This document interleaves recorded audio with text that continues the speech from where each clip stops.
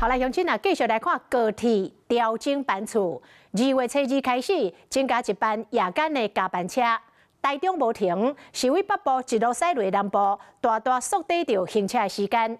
另外，也有拜六才有的车次，这是要互看完演唱会的民众有更较侪选择。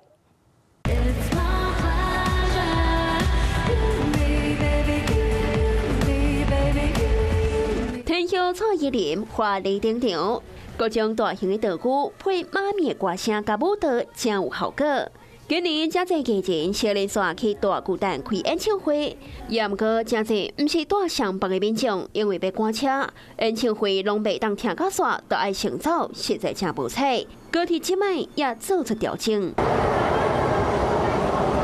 自早起开始，高铁加开夜间的班次，当礼拜六增加10点半车班。对南港出发，沿路会停台北、桃园、新竹甲台中。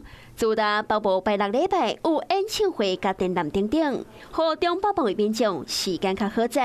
另外拜一到拜五，高铁也启动全新的模式。 10点对南港发车，停台北甲板桥，都直接驶落到台南甲高雄。这件事还蛮不错，因为很多都是从中南部上来工作的那些朋友们或是同事们，他们会觉得说，每一站都加开，这样子会对上班啊或是回家乡来说比较方便。这样可以纾困一些人流。有人会不会赶回家，然后就没留下来看完演唱会？演唱会都会有安口嘛，然后他们就不能留下来看呢？因为并接过10点。 对台北要去到台南甲高雄，敢若剩10点16一班，行车时间上无拢爱90分钟。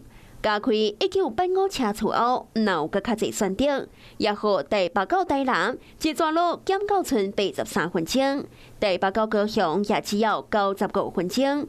高铁加开车班调整模式，更加达到分流的效果。